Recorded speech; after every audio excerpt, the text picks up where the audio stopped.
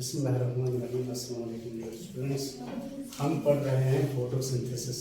कल हमने इसकी डेफिनेशन बताई थी आपको और इसके दूसरे हिस्से में पहुंचे हैं। दूसरे हिस्से में हम इस रिएक्शन के लिए ज़रूरी फैक्टर्स पर बात करेंगे। 4 फैक्टर्स इसको चाहिए और उसमें कार्बन डाइऑक्साइड है, वाटर है, सनलाइट है, क्लोरोफिल है। इन चारों में से कोई एक भी मिसिंग हुआ तो ये रिएक्शन नहीं हो सकता। तो इसमें एक और चीज़ आप देखें, इसमें 2 रिएक्टेंट्स हैं और 2 इनको सपोर्ट करने वाले हैं। तो रिएक्टेंट्स में से कोई मिसिंग हुआ तब भी ये मुमकिन नहीं है, और सपोर्टिव जो फैक्टर्स हैं उनमें से कोई मिसिंग हुआ तब भी नहीं हो सकता रिएक्शन। तो हमने आपको याद दहानी कराई थी कि इन फैक्टर्स के बारे में कम से कम 3 पॉइंट्स आपने जहन में रखना है।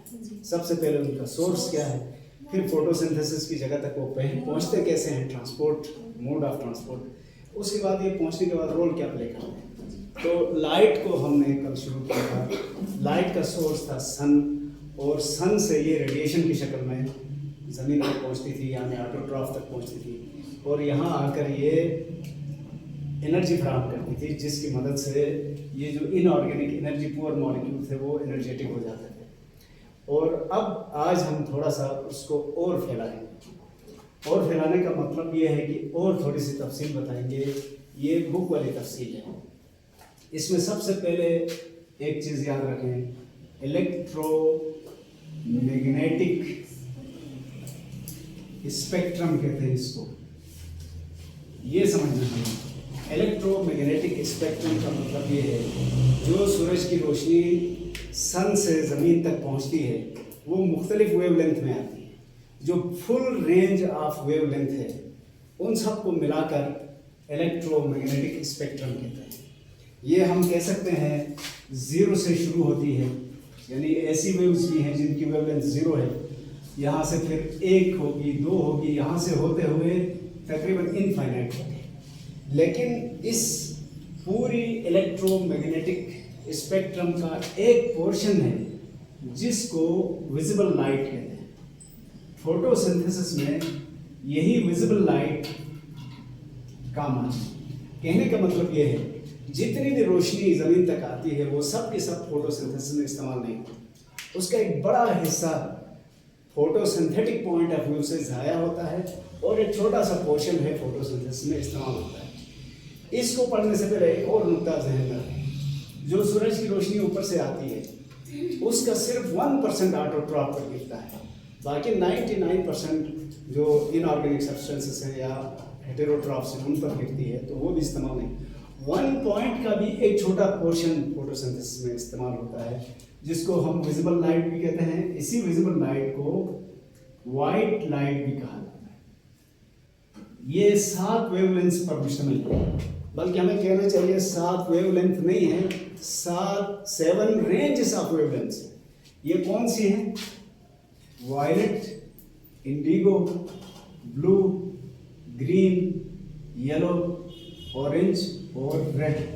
यानी आप जहन में ये रखें कि हमारी आँख या किसी भी एनिमल की आँख सिर्फ वायलेट से लेकर रेड रेंज तक इन वेवलेंथ्स को देख सकती है। इससे छोटी वेवलेंथ भी हम नहीं देख सकते हैं, और इस रेड से बड़ी वेवलेंथ को भी हम नहीं देख सकते। तो इनके लिए अलग नाम दिया गया, जनरल नाम। जो वायलेट से छोटी वेवलेंथ की हैं उनको कहते हैं अल्ट्रा वायलेट रेज या अल्ट्रा वायलेट रेडिएशन, और जो रेड से बड़ी वेवलेंथ वाली हैं उनको कहा जाता है इंफ्रा रेड वेवलेंथ्स। तो यहाँ पर एक और हकीकत हमारे सामने आई कि रोशनी तो बहुत सारी हम तक पहुँचती है, वो जो इलेक्ट्रोमैग्नेटिक स्पेक्ट्रम है वो तो बहुत बड़ा है, लेकिन उसका ये छोटा सा पोर्शन ये हम देख सकते हैं, ये फोटोसिंथेसिस में काम आ सकता है। बाकी इन सारी लाइट्स का रोल होगा हमारे ऊपर, लेकिन ये लाइट हमें नज़र नहीं आती। तो इसकी तरतीब कुछ इस तरह से है कि मसलन एक वेवलेंथ ये है, दूसरी वेवलेंथ ये है, तीसरी वेवलेंथ ये है, चौथी ये है, 5वीं ये है, सबका वेवलेंथ बढ़ता चला जाता है। और ये जो रेंज है इसको रफली हम 400 नैनोमीटर से लेकर 700 नैनोमीटर तक कह सकते हैं रफली। लेकिन अगर प्रिसाइज हो जाए तो कहा जाएगा कि जो विजिबल लाइट का पहला हिस्सा है वायलेट, ये 350 नैनोमीटर है, 350 नैनोमीटर। और रेड जो है ये 730 नैनोमीटर है। यहाँ मैं और थोड़ी सी बात बताऊं तो 350 को बाजू का 300 भी कहा गया है, बाजू का 350 की फिगर है, बाजू का 380 की फिगर है, बाजू का इसको 400 नैनोमीटर भी कहते हैं। बहरहाल 350 से लेकर 750 तक जो वेवलेंथ की रेंज है, इसको वाइट लाइट भी कहते हैं, इसी को विजिबल लाइट भी कहते हैं। और ये लाइट इसी की भी सारी वेवलेंथ इफेक्टिव नहीं है, इनमें से ब्लू और रेड ये दो रेंजेस हैं जो सबसे ज़्यादा इफेक्टिव है। अब इसमें वजह क्या है? वजह इसकी ये है, जो पिगमेंट्स यानी क्लोरोफिल और उसके सपोर्टिंग एक्सेसरी पिगमेंट्स जो इस लाइट को एब्जॉर्ब करेंगे वो इन दोनों को ज़्यादा एब्जॉर्ब करते हैं, और एब्जॉर्ब करने के बाद भी बहुत सारी लाइट फिर भी ज़ाया हो जाती है। यानी कहना ये चाह रहा हूँ, सूरज से तो बहुत सारी लाइट आई थी हम तक, लेकिन बेशतर हिस्सा उसका ज़ाया होकर बहुत छोटा सा हिस्सा बचा है जो रिएक्शन में हिस्सा लेता है। तो ऐसा क्यों है, इतनी ज़ाया क्यों हुई? अगर ये सारी किसी जगह पड़ती ना तो उस चीज़ को जला देती है, इसकी स्ट्रेंथ इतनी हाई होती है।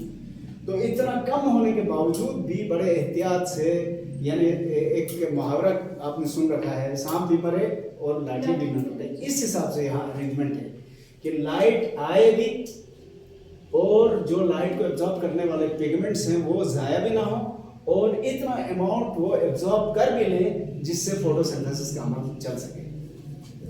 तो इसको आगे फिर किसी जगह हम बताएंगे तफसील से। फिलहाल इतना याद रखें, जो पिगमेंट जितनी लाइट एब्जॉर्ब करता है उसको अगर ग्राफ में शो किया जाए तो इस तरह से इसके ग्राफ बनते हैं। इसको कहते हैं एब्जॉर्प्शन स्पेक्ट्रम। तो एब्जॉर्प्शन स्पेक्ट्रम की डेफिनेशन क्या है? Amount of light absorbed bye a pigment shown in a graph. तीन छोटे छोटे जुमले हो गए। The amount of light absorbed by a pigment shown in a graph is called absorption spectrum. और जितनी लाइट एब्जॉर्ब हो गई वो भी 100% फोटोसिंथेसिस में इस्तेमाल नहीं होती, उसका एक बड़ा हिस्सा इस्तेमाल होता है, कुछ एब्जॉर्ब होने के बाद भी ज़ाया हो जाती है।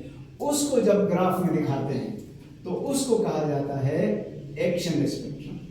तो एक्शन स्पेक्ट्रम को हम कैसे डिस्कस करें? Amount of absorbed light used in photosynthesis, that is called action spectrum.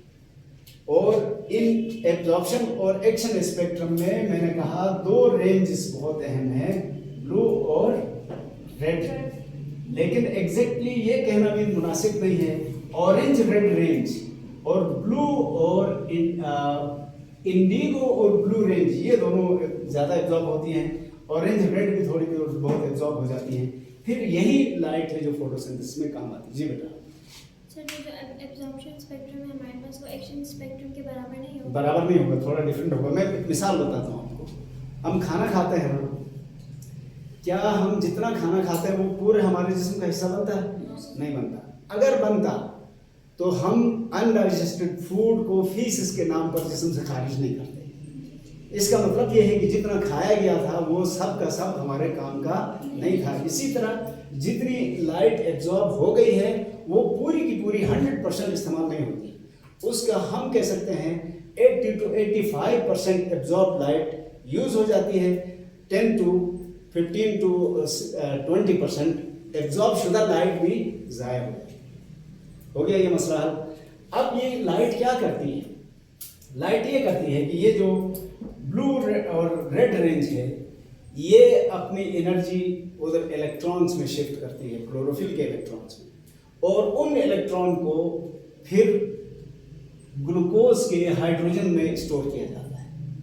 इसीलिए मैंने आपको शुरू में कहा था कि ये दो एनर्जी पुअर मॉलिक्यूल्स जब रिएक्ट करते हैं तो एक एनर्जी रिच मॉलिक्यूल बनता है। तो इनके पास एनर्जी कहाँ से आई? सनलाइट की एनर्जी आई। जब हम मैकेनिज्म पढ़ेंगे तो वहाँ हम तफसील से आपको बताएंगे कि वो एनर्जी उधर ट्रांसफ़र कैसे हो। अभी तो हम सिर्फ उसका रोल बता रहे हैं। तो लाइट के बारे में हमें अंदाज़ा हुआ अभी तक जो डिस्कशन किया है इसका सोर्स सन है, वहाँ से रेडिएशन या इलेक्ट्रोमैग्नेटिक स्पेक्ट्रम की शक्ल में ये ज़मीन तक आती है। उसकी मुंतखब करदा कुछ वेवलेंथ्स हैं जिनको पिगमेंट्स एब्जॉर्ब करते हैं। एब्जॉर्ब होने वाली इस लाइट का कुछ हिस्सा ज़ाया हो जाता है, लेकिन बाकी हिस्सा अपनी एनर्जी को हाइड्रोजन के इलेक्ट्रॉन में शिफ्ट करता है। इसलिए ग्लूकोज के अंदर जो हाइड्रोजन बाद में ऐड हो जाता है वो एनर्जेटिक होता है या एनर्जाइज्ड होता है, इसीलिए ग्लूकोज एनर्जी रिच मॉलिक्यूल बन जाता है। तो अगर लाइट ना हुई तो एनर्जी रिच मॉलिक्यूल नहीं बनेगा। समझ आ गया? तो फिलहाल आप सर यहाँ पे जो सनलाइट का हिस्सा ज़ाया हो रहा है वो किस फॉर्म में ज़ाया होगा? वो कुछ जज्ब हो जाएगा, एब्जॉर्ब हो जाएगा, कुछ रिफ्लेक्ट हो जाएगा, कुछ ट्रांसमिट होगा। तो ये भी जरा सुन ले बेटा, सवाल है ये। जब किसी सरफेस पर सूरज की वेवलेंथ पड़ेगी तो तीन तरह के बिहेवियर्स हमें नजर आएंगे। तीन तरह के बिहेवियर, कुछ इसमें एब्जॉर्ब हो जाएगी, कुछ इसमें से गुजर के चली जाएगी, आगे ट्रांसमिट हो जाएगी, और कुछ रिफ्लेक्ट हो जाएगी। जो रिफ्लेक्ट होगी वो हमें कलर की सूरत में नजर आ जाएगी। तो colour is nothing but reflected light, और जो ट्रांसमिट हो गई वो विजिबल नहीं होगी हमें, और जो एब्जॉर्ब हुई वो भी हमें तो विजिबल नहीं होगी, लेकिन फोटोसिंथेसिस में यही एब्जॉर्ब होने वाली लाइट काम आएगी। ठीक हो गया ना? अच्छा, जमीन पर पड़ने के बाद रिफ्लेक्टेड तो हो ही जाती है, जो रिफ्लेक्ट नहीं होती है जमीन को तो ट्रांसमिट नहीं कर सकती, वो एब्जॉर्ब होकर फिर एक और शेप में निकल जाएगी। इससे जमीन में हीट पैदा होगी, तो ये एनर्जी ट्रांसफॉर्म हुई ना, ट्रांसफॉर्म होकर सोलर एनर्जी से हीट एनर्जी में कन्वर्ट हो गई। वो कहाँ पर होगी? जमीन पर। लेकिन यहाँ जो फोटोसिंथेसिस में इस्तेमाल हो रही है ये हीट में कन्वर्ट नहीं हुई बल्कि केमिकल एनर्जी में कन्वर्ट हुई। तो केमिकल एनर्जी में कैसे हुई है वो मैं आपको बताऊंगा जब हम मैकेनिज्म ऑफ फोटोसिंथेसिस पढ़ेंगे। ठीक हो गया? सर इस सरफेस का नेचर एक जैसा है ना, तो इसमें से हाँ। कुछ गुजर क्यों जाता है? हाँ, रिफ्लेक्ट क्यों होती है? ये जरा दो बातें क्लियर कर लें। सबसे पहले तो हर सरफेस का की नेचर एक होना जरूरी नहीं है। जमीन की बात करें तो सेम नहीं है, कहीं मिट्टी है, कहीं जंगल है, कहीं पानी है, कहीं रॉक है। लेकिन जो पौधों का मामला है वहां सरफेस एक ही है। तो एक ही सरफेस है तो तीन तरह के बिहेवियर क्यों हुए? ये इसलिए हुए कि हर एक का वेवलेंथ डिफरेंट था। इसका मतलब ये हुआ कि अगर सबकी वेवलेंथ एक जैसी होती तो बिहेवियर भी एक जैसा होता, लेकिन क्योंकि वेवलेंथ का फर्क है इसलिए बिहेवियर में फर्क है। हो गई बात क्लियर जी? अब हम पढ़ेंगे दूसरा फैक्टर। दूसरा फैक्टर है, बुक की तरतीब को मैं फॉलो कर रहा हूं, carbon dioxide. Carbon dioxide gas है, ये तो आपको मालूम है। सबसे पहले हम इसका देखते हैं सोर्स, और सोर्स है इसका एटमॉस्फेयर। एटमॉस्फेयर कहें या एयर कहें एक ही बात है। एटमॉस्फेयर मैंने इसलिए कहा कि स्पेस में ये नहीं है, और एयर में हमें मालूम है कार्बन डाइऑक्साइड की क्वांटिटी कितनी है? 0.03 to 0.04% है। हवा खुद गैसों का एक मिक्सचर है ना, जिसमें 78 to 79% नाइट्रोजन है, 21% ऑक्सीजन है, और 0.03 to 0.04% कार्बन डाइऑक्साइड। और ये प्रोड्यूस कैसे होती है? सारे लिविंग थिंग्स जो एरोबिक रेस्पिरेशन करते हैं वो प्रोड्यूस करते रहते हैं, तो हवा में इसकी कंसंट्रेशन कम नहीं होती। लेकिन मौजूदा दौर में ये कुछ और ज़्यादा प्रोड्यूस होती है, इसलिए कि burning of fossil fuels in several types of machines including vehicles. गाड़ियों और दीगर मशीनों में फ्यूल की बर्निंग से, लकड़ी की बर्निंग से, ऑयल्स की बर्निंग से ये प्रोड्यूस होती है। तो प्रोड्यूस होती रहती है और इसको पौधे इस्तेमाल करते हैं। तो सोर्स तो हमें पता चल गया, ये एटमॉस्फेयर से मिलती है। अच्छा, ट्रांसपोर्ट, यहाँ ट्रांसपोर्ट से क्या मुराद है? हवा से फोटोसिंथेसिस की जगह तक ये कैसे पहुंची? तो ये आएगी bye diffusion. Diffusion through stomata. पौधों में क्योंकि फोटोसिंथेसिस लीफ में होता है ज्यादातर, और लीफ के अंदर तक, लीफ की लोअर एपिडर्मिस में स्टोमेटा है, वो ओपन रखे जाएंगे तो ये गैस खुद ब खुद बाहर से अंदर आएगी। बाहर से अंदर क्यों आएगी? क्योंकि ये डिफ्यूज हो रही है। डिफ्यूजन की डेफिनेशन क्या है? जी, मूवमेंट और transfer of molecules from their higher concentration to their lower concentration. ये खुद आ रही है, कोई मेहनत करने की जरूरत नहीं है, एनर्जी की खर्च करने की जरूरत नहीं। अच्छा, अब ये रोल क्या प्ले करती है? कार्बन डाइऑक्साइड आ गई अंदर आके फोटोसिंथेसिस में ये क्या किरदार अदा है? तो ये याद रखना है, इट प्रोवाइड्स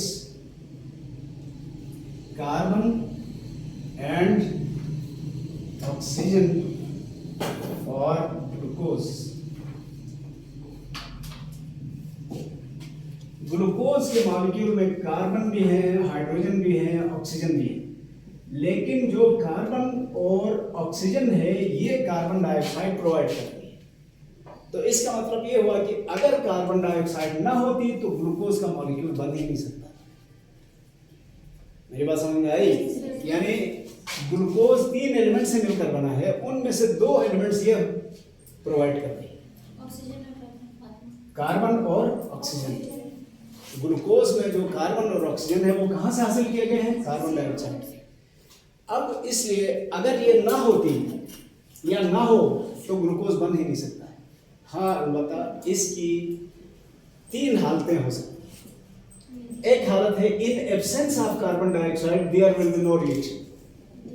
अगर इसकी गैर मौजूदगी में ये रिएक्शन तो हो ही नहीं सकता। दूसरी हालत क्या है? अगर इसकी कंसंट्रेशन बढ़ेगी, नेचर में तो इतनी है, इससे जूं बढ़ेगी रेट ऑफ फोटोसिंथेसिस फास्ट हो जाएगा। लेकिन अगर ये 1% से ज्यादा हो गई कंसंट्रेशन बढ़कर हवा में, तो फिर भी रिएक्शन नहीं होगा, क्योंकि अब ये जहर का किरदार अदा है, यानी समेटी नहीं जा सकेगी। लिहाजा इसका इसी क्वांटिटी में होना जरूरी है, with in the limits of 1% से नीचे होना चाहिए इसको। उससे ज्यादा हुई तो ये एंजाइम्स और दीगर चीजों को डिस्टर्ब करेगी, रिएक्शन नहीं हो सकेगा। क्योंकि हमें ये भी ध्यान में रखना चाहिए कि ये रिएक्शन ऑटोमेटिकली होने वाला रिएक्शन नहीं है, बल्कि एंजाइम्स इसको सुपरवाइज करते हैं। और कार्बन डाइऑक्साइड की कंसंट्रेशन अगर बढ़ जाए तो वो सारे एंजाइम मुतासिर होंगे, फिर रिएक्शन हमारा मुतासिर होगा। समझ आ गया बेटा? Yes, sir. अब इसके बाद तीसरा जो हमारा फैक्टर है वो है वाटर।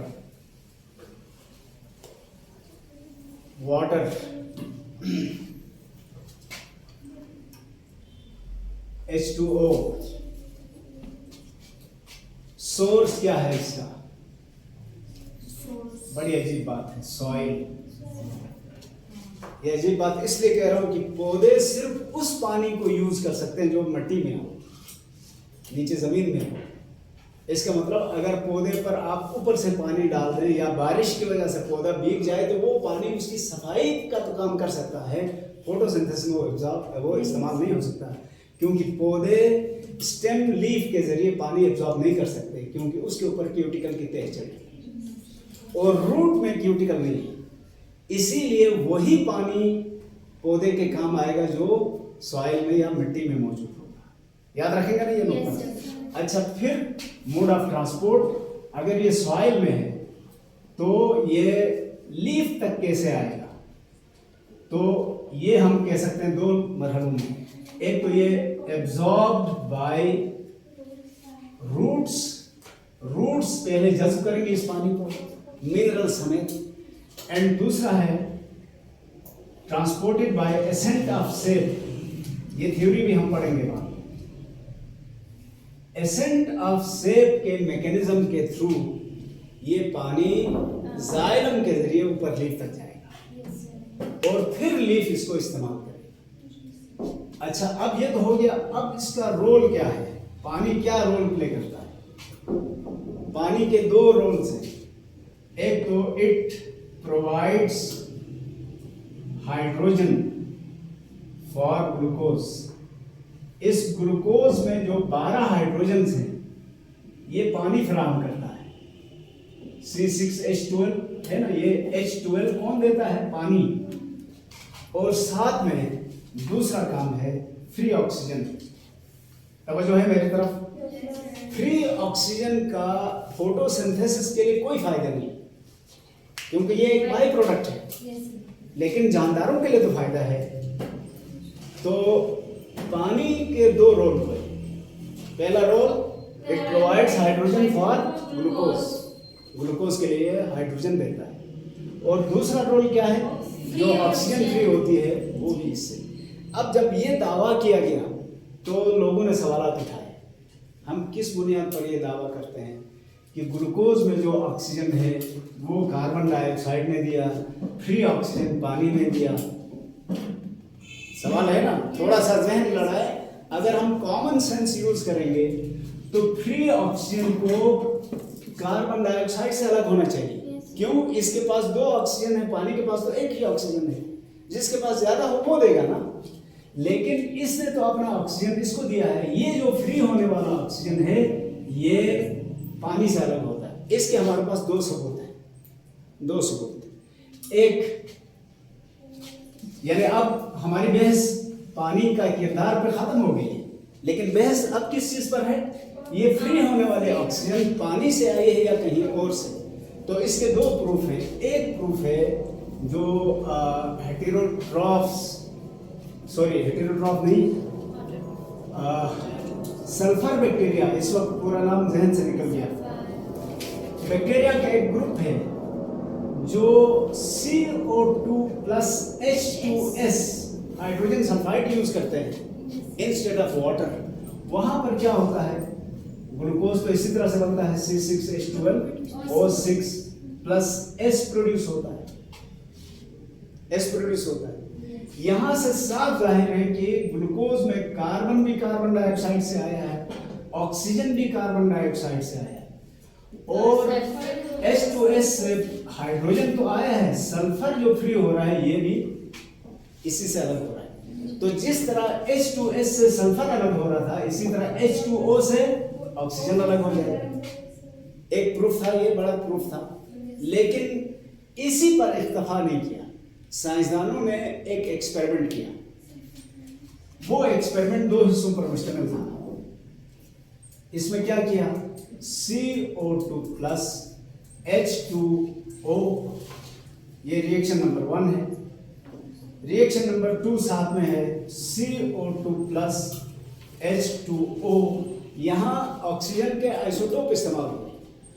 ऑक्सीजन यहाँ पर है O16, दूसरा आइसोटोप है O18। देखिए जरा गौर करें, पहले एक्सपेरिमेंट में क्या हुआ है, कार्बन डाइऑक्साइड में जो ऑक्सीजन था वो O16 था, और पानी में कौन सा था, O18। ये रेयर है ना, ये कम है, ये ज्यादा है। दूसरे को रिवर्स किया गया, O18 कार्बन डाइऑक्साइड में रखा गया, पानी वाले में O16 रखा गया। दोनों रिएक्शंस को ऑब्जर्व किया, दोनों में ग्लूकोज बना और दोनों में ऑक्सीजन भी प्रोड्यूस हुई। लेकिन यहाँ पर कौन सी ऑक्सीजन प्रोड्यूस हुई है, O18। इधर पर क्या प्रोड्यूस हुई है, O16। इन एक्सपेरिमेंट्स के बाद क्या साबित हो गया कि जो फ्री ऑक्सीजन है वो H2O से बना। और इसने ये भी फैसला कर लिया कि ग्लूकोज के अंदर जो ऑक्सीजन और कार्बन आए थे ये कार्बन डाइऑक्साइड से। समझ आ गया बेटा?